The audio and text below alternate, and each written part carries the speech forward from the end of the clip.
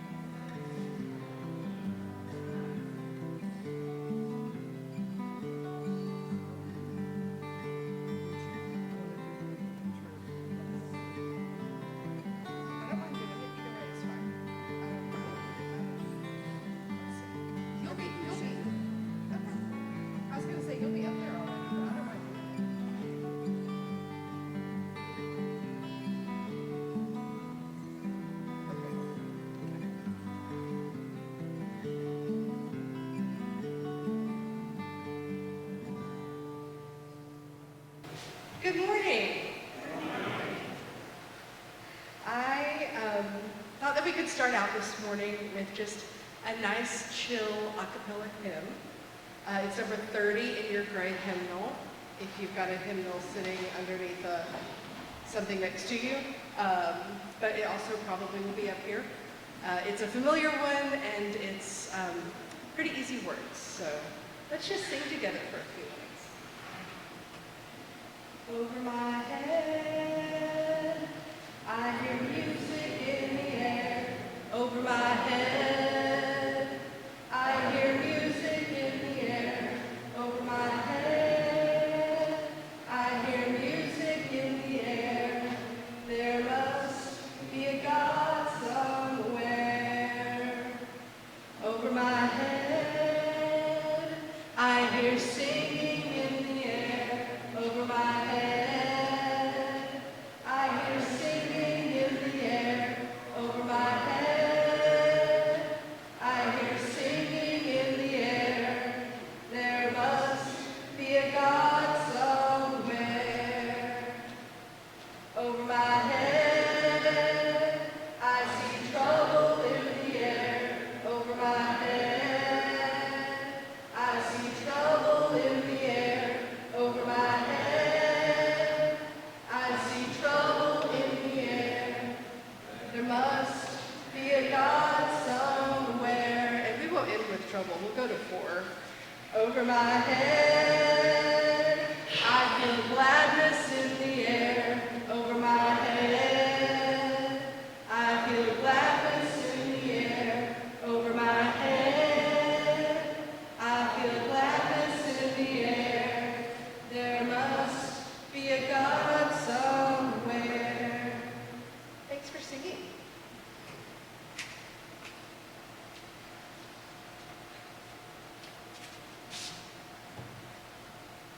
Good morning. Welcome to the Unitarian Universalist Church of the Brazos Valley, or if you prefer acronyms, UUCBV or Brazos UU for short. My name is Carolyn Clark, and it's my privilege to be your worship assistant today. We are a welcoming congregation, which means we celebrate and welcome all people of diverse sexual orientations and gender identities. We also strive to welcome people across diversities of race, age, ability, immigration status, and belief. We are also a congregation working for reproductive justice. So whoever you are, wherever you have come from, wherever you are on life's journey, you are welcome here.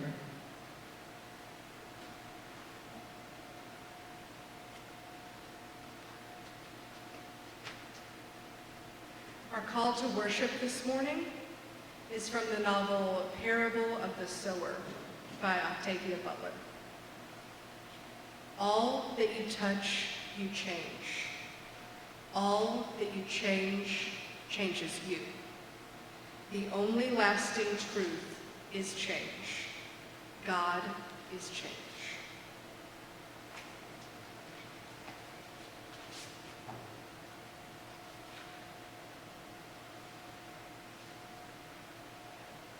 Okay, it's time to light our chalice, and we want to welcome Allison back from her vacation. She knit the sweater she's wearing. So please say our chalice lighting words with me. We light the chalice, the symbol of our Unitarian Universalist faith, as a beacon of hope for all who seek justice, dignity, and compassion, and in celebration of the life of truth and meaning we share together.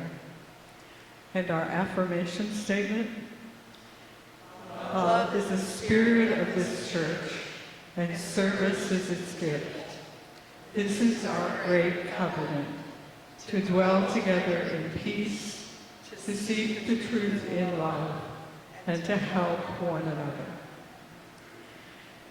As Unitarian Universalists believe there is a spark of the divine in every person, please take a moment, or 2 or 3 or 4, to greet your neighbors around you. Somewhere there's a child. Yep, there's a child out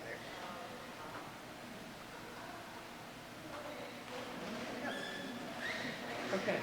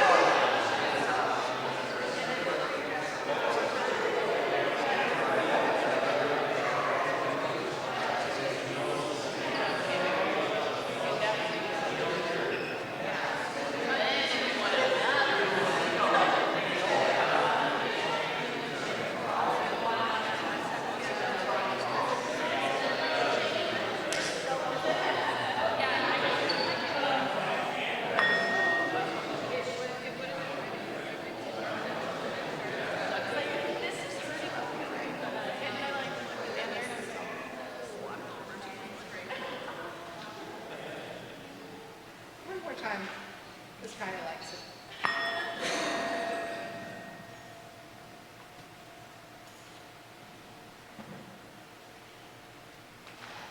All right, we're going to sing again. This one, I didn't have anybody to come and play with me, so we're going to do a recording, and it's a little high for us, but just breathe through your diaphragm, and we'll be fine. Number 361 in your great hymnal again. Enter, rejoice, and come in.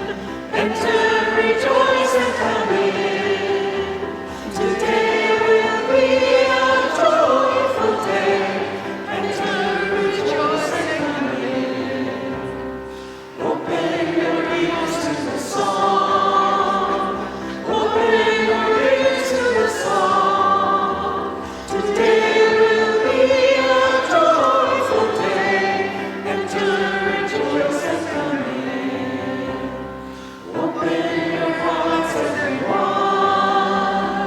Open your hearts, everyone. Today will be a joyful day. Enter, rejoice, and come in. Don't be afraid of some change. Don't be afraid of some change. Today will be a joyful day. Enter, rejoice, and come in. Enter, rejoice, and come in. Enter, rejoice, and come in. Today will be a joyful day. Enter, rejoice, and come in. You did it.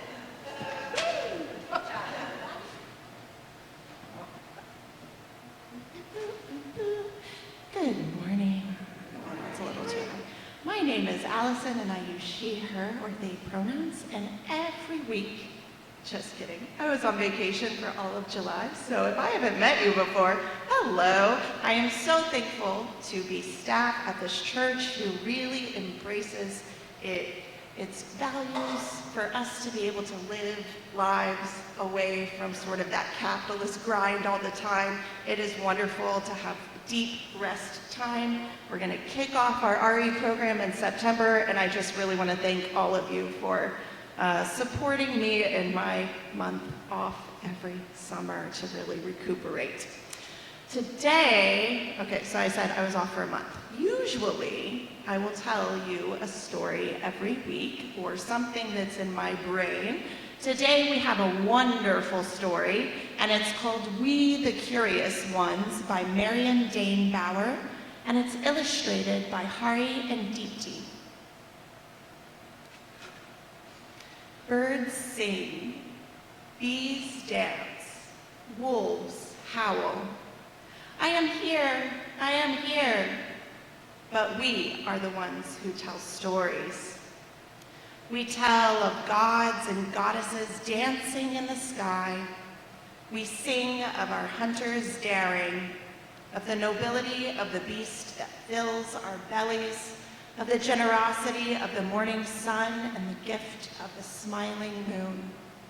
We chant in temples, in sweat lodges, in churches and shrines, celebrating our lives, honoring our dead.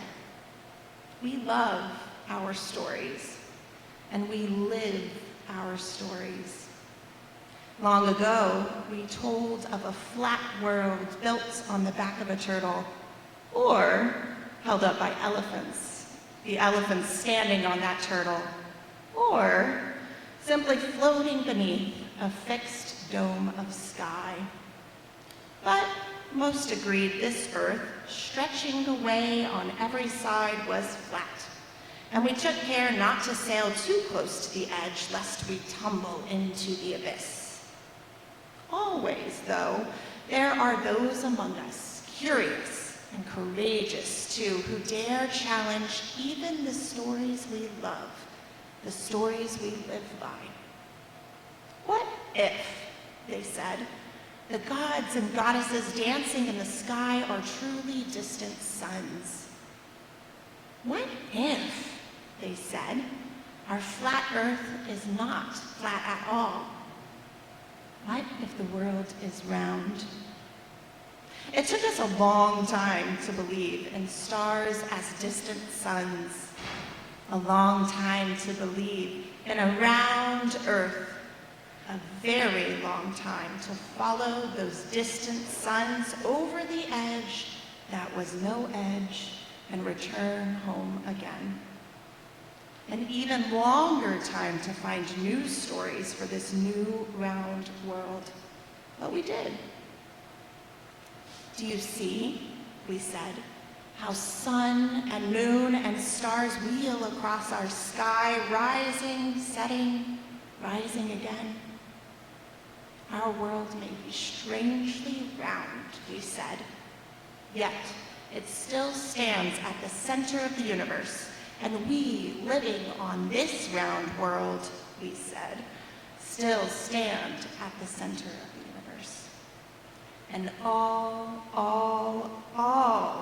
we said, still revolves around us. We loved our news stories, and we lived our news stories. But some went right on questioning. What if, they said, our Earth does not stand at the center? What if, they said, the center is our sun? What if Earth is but one of many planets revolving around our shining sun? We? Not at the center? How could that be? We struggled until we found a news story. Perhaps our Earth is not at the center, we said, yet our sun is the grandest of all the stars in the entire universe. We said, travels around our sun. Our Earth, we said, is the most important planet. And we said, are the most important of all. We told this news story everywhere on this round Earth until it was a story to love, a story to live by. Yet, some kept right on questioning. They kept finding new answers. Our sun, they said, is not the center of the universe. It is one of hundreds of billions of stars, and those are only the ones in the Milky Way. The Milky Way, they said, is one of 2 trillion galaxies in the known universe. The known universe, they said, is the light that has traveled toward us since the beginning of time. Since the beginning of time, they said, our universe has been expanding, rushing away from us in every direction.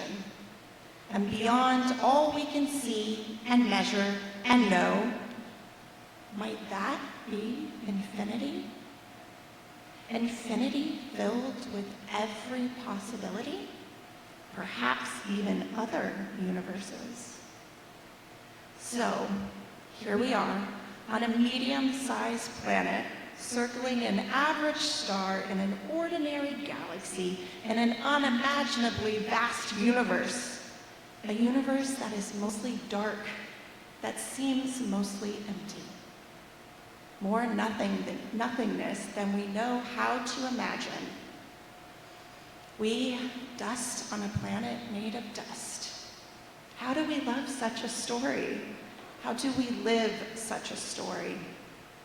But listen, once more the curious sail forth asking questions. And once more they return home filled with discovery.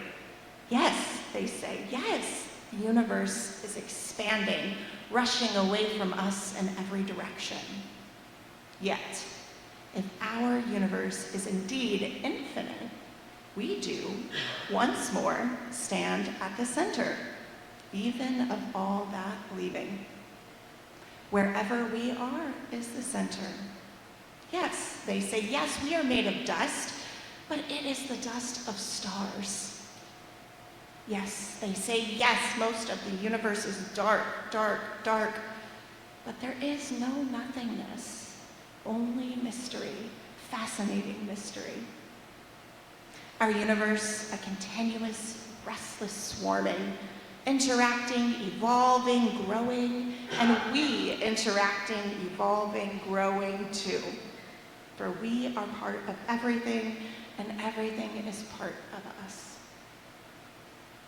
Dogs bow, prairie dogs kiss, fireflies flash, come to me, come to me. Trees talk to one another underground.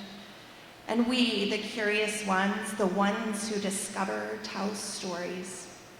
The universe is waiting. What will you discover? And what stories will you tell? The end. Now I invite all of my younger UUs who would like to come to religious education to come with me. And would all of you please sing us out with This Little Light of Mine. This little light of mine, I'm gonna let it shine. This little light of mine, I'm gonna let it shine. This little light of mine, I'm gonna let it shine. Let it shine, let it shine, let it shine.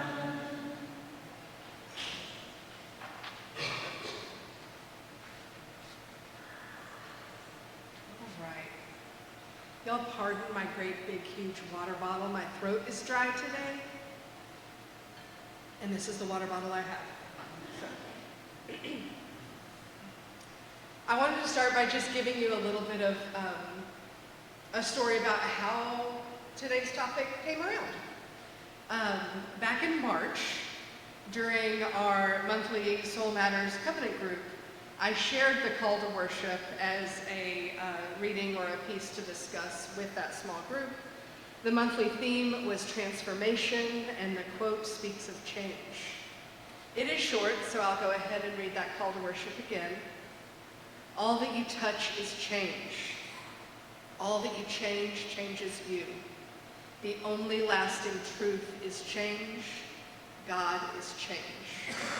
That was from Octavia Butler, the parable of the sower. And at that time, I talked about how this particular quote felt really familiar to me because at the time it was then upcoming and now has been finalized, the way that we as Unitarian Universalist congregations explain our shared values in legal documents in what's called Article 2.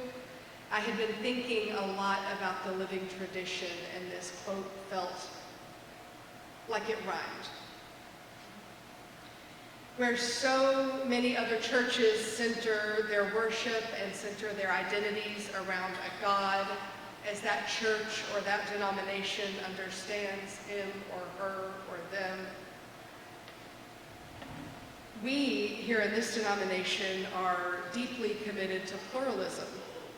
We're so committed to the ideal that revelation is ongoing and that the truth is always open for investigation and questioning and reevaluation. This idea that God is change felt like another way to frame that living tradition. We have no prescribed God or dogma, but we are a tradition that is open to molding and shaping ourselves based on the people and the experiences that keep this faith moving forward. Unitarian Universalism holds no God higher than the lived experiences and the shared community that we find in and among ourselves and our experiences in these churches. And that day, I likely did not frame my thoughts in March quite the same. It was probably more bulky and more meandering, but the idea was the same. Right, Kat? Kat was there. And Allison, who is also in my Soul Matters group, said, "Oh, you should do a service about that."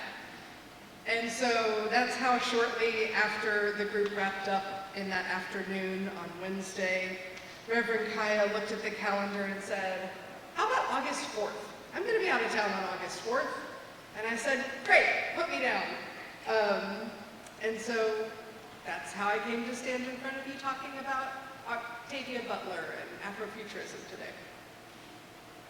As a quick side note, those small groups, Soul Matters groups, start back up in September, and we do have reopened registration for that right now, so if you are interested in being a part, going a little deeper into the theology with a small group, talk to me. You can talk to Reverend Kaya or Allison. We've got a daytime group, we've got an evening group, and I think there's one other one. I'm not really sure all the details, but we'll figure it out if you're interested in Soul Matters. So let's now talk a little bit about Afrofuturism and the literature that has been shaped by brilliant authors like Octavia Butler, the author of The Parable of the Sower, that quote is from. The Smithsonian's National Museum of African American History and Culture explains that Afrofuturism was originally coined in scholarly circles to explore how Black writers and artists had utilized themes of technology, science fiction, fantasy, and heroism to envision stories and futures of Black liberation and to convey a more genuine and empowered image of the Black experience. Afrofuturism is a means by which art is created that centers Black characters and their development in stories and other forms of art. It defies the centering of the dominant cultural hierarchy, choosing instead to center Black identities, Black voices and experiences in fictional futures and in fantasy stories. Authors like Octavia Butler looked across the landscape of sci-fi and fantasy, stories that tell of a future time, and decided to make sure that their individual identities and that the identities of people that look like them can be a part of those stories. Because of the white supremacy that we all are swimming in every day, so many more storytellers and artists who have the attention of the mainstream are white. And white people tend to tell white stories. And white people have so regularly forgotten to consider including Black, Indigenous, people of color in their stories, that those marginalized people simply don't often exist in those spaces. And when they don't see themselves in those stories, it's really hard to consider that they belong there. And this translates far beyond the stories. When those marginalized people try to find themselves in advanced spaces in the real world, they also don't see themselves, or they see fewer people that look like them. Did you know that it took NASA 20 years to add a Black astronaut to their space program? The first Black person didn't even make it into space until 1983. And it's likely that those that were the first to forge paths in technology spaces looked to stories from the Afrofuturism genre to start to dream their belonging into those real-life stories. When no real person was there to show Black dreamers that their faces belonged in certain places, stories that centered in Afrofuturism were there to start planting the seeds of that belonging. And so today, I'm calling on you, I'm calling on us to use a similar frame as we look to the future of this church and Unitarian Universalism, as well as the future of the places that we live, locally, nationally, and internationally. We are a faith that holds reverence for change, for our living tradition, and so let us take a lesson from Afrofuturism. Not only can we look around at those of us that are here today and understand that each one of us has made a difference in this place. Each person is helping to guide our path ahead, but can we all look around to see what is not yet in this room? and what's not yet in his faith, and name those things into being here. Let's dream up a room that we hadn't ever even imagined before today, and set our vision to that dream as we are building our future. The stories that we tell ourselves today about the future of our communities, both inside and outside of these walls, will begin to forge the future of the world. Let's make sure that we're not only looking at what is here today, but let's make space for and be ready to embrace the changes that we never imagined before today. And that lesson is likely where I was planning on leaving this service when I very first started dreaming it back in March. That parallel between God being change and our openness to change and growth through our commitment to the living tradition. That is what I wanted to say in the spring. But then came July. And July was a really long year. As people living in the United States, we've been busy with our wildly less than precedented times. And so I am called by something to say just a little more. Whether you consider it God or the universe, synchronicity, whatever it is that placed Octavia Butler and her works in front of me in March, and then everywhere I looked in the intervening months. So I need to go back to the book that our reading and this sermon first started with, Parable of the Sower.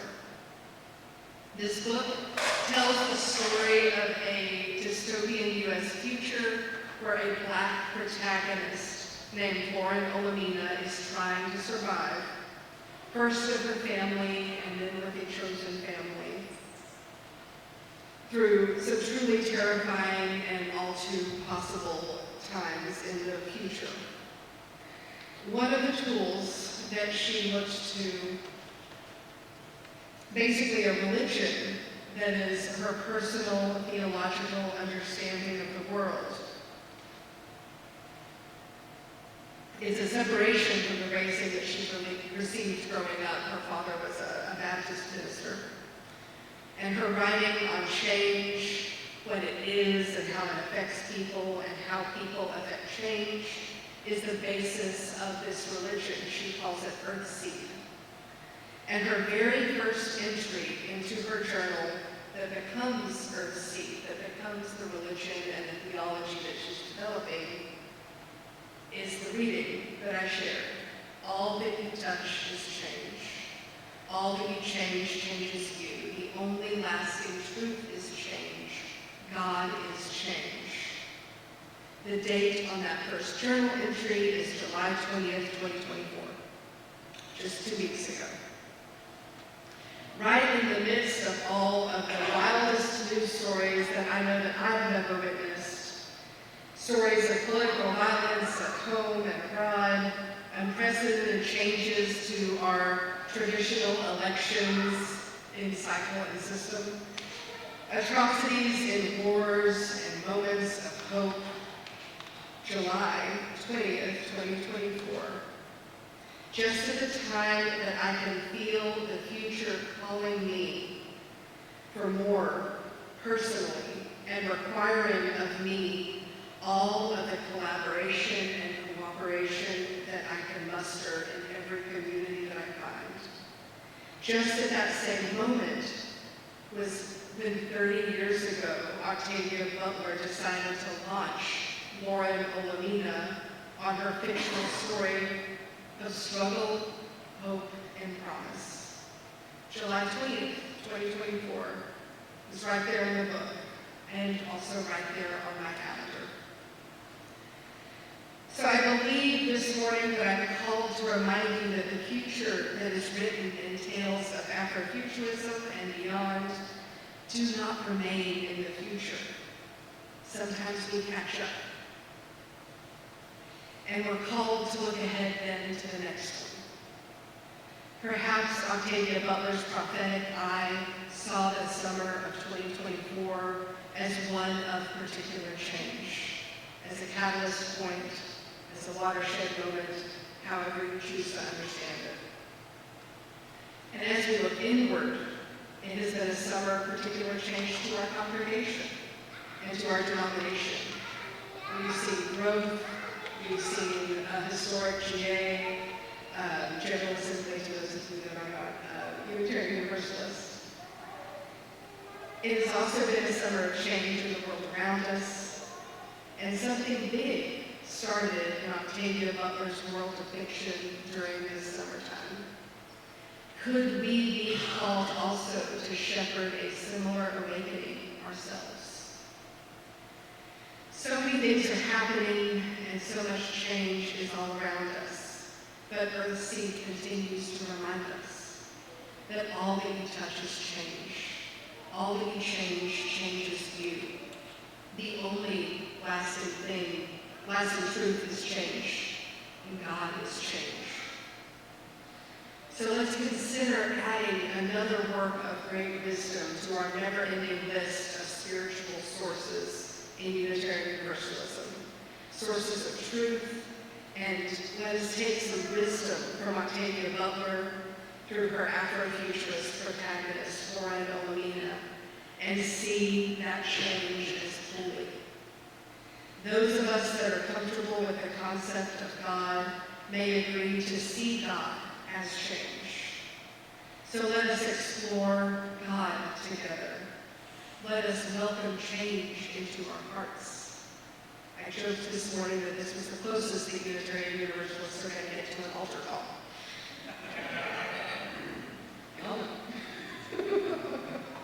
So as we welcome change into our hearts, may we remember that all that we touch is change, and all that we change will change us. So let us go and make change and be changed together. And I'm excited to do it with all of you. May it be so.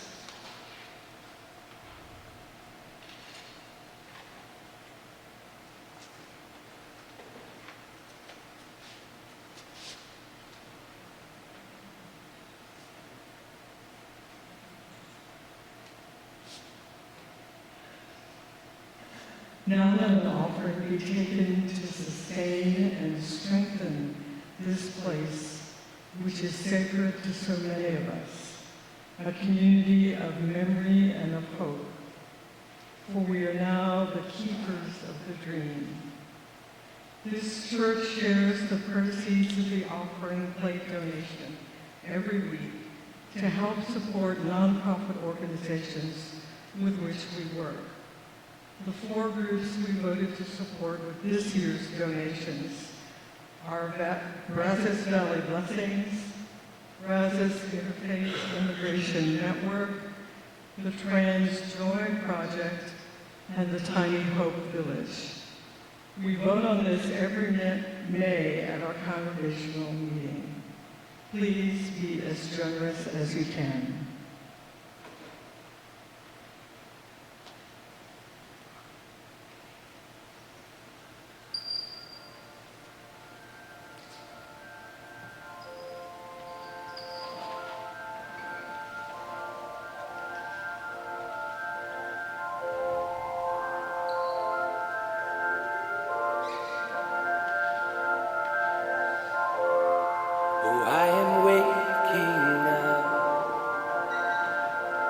Find my word between the dying and being reborn. I see what is and I see what could be.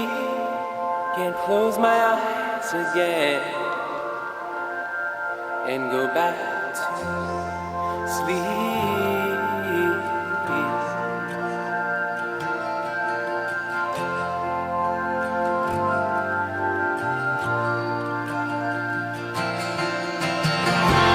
Days with blessed unrest, and my nights with dreams of justice. Make me a vessel for the turning of the tide. How can I change our course? Just a lonely voice, wish I could lose myself in all the noise. But if we all would rise, a generation proud with a mighty song, we could turn this world around.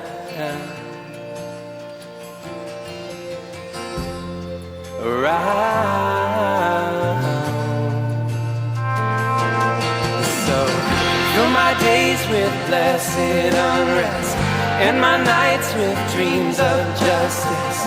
Make me a vessel for the turning of the tide. Fill my days with blessed unrest, and my nights with dreams of justice. Make me a vessel for the turning of the tide.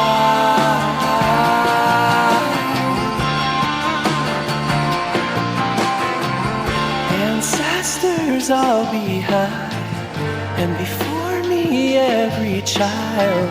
I bring the power of a long unbroken line. So when our time is through,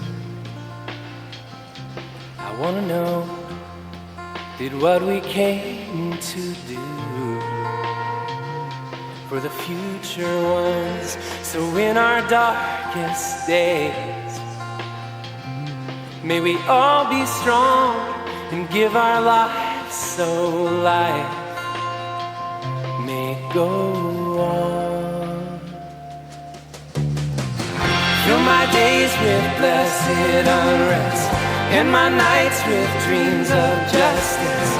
Make me a vessel.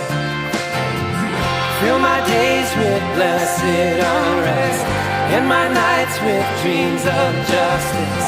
Make me a vessel for the turning of the tide.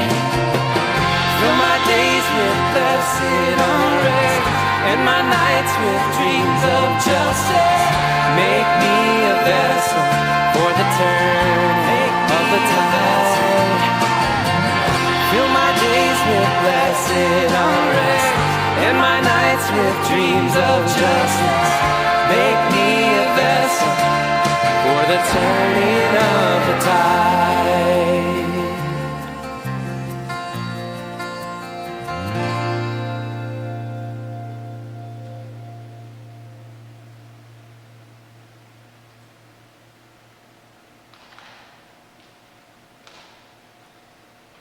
We give thanks for these gifts we have given, for those we receive, and we give thanks for each other. May your generosity return to you tenfold. We have a few announcements.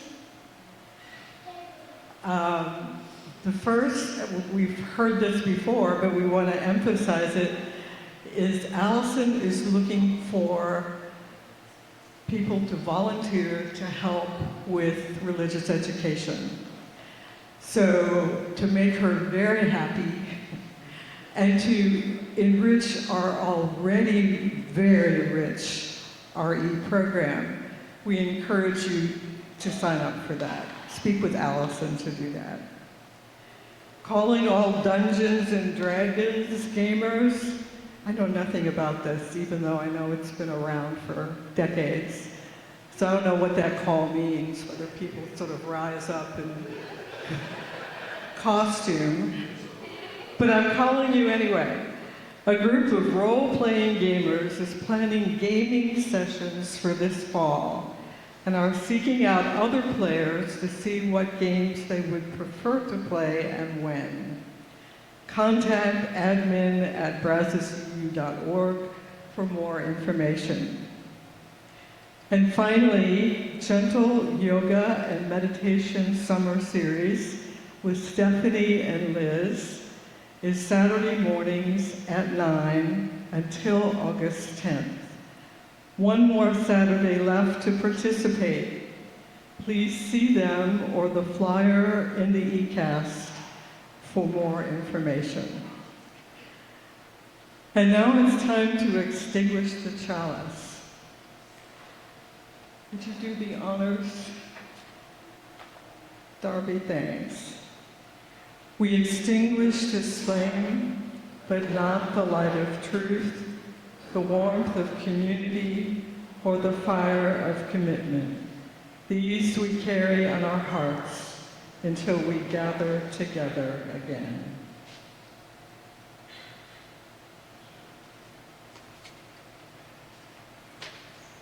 You can sing with me one more time if you want to. Remember the way of the wind and breathe and blow. Remember the way of the fire, sparkle and glitter and glow. Remember the way of the water and ebb and flow. Remember the way of the earth and grow. Go in peace.